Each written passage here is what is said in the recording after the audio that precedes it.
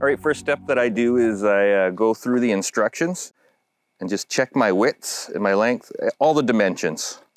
So once I have the dimension sizes, I'm gonna check it on the foundation that we're gonna be building. So I'll get Greg to help me here.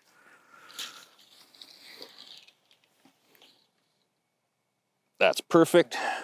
Let's check that one first. So our width matches up.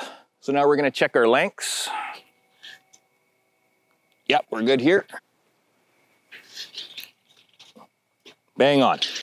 So when you're measuring doors, you want to check your drawings and make sure you have the proper width because we offer many different doors, different styles. Just make sure that it fits the drawings that you have and the door that you have. And you also want to check your door drop and make sure that is accurate as well. Now we're going to check our corner to corner to make sure that the foundation is square.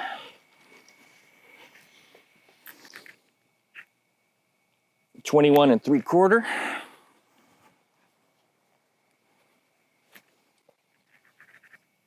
.21 3/4.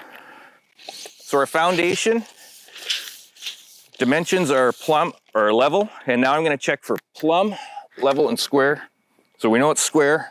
So I'm just going to go around and check that we're all level.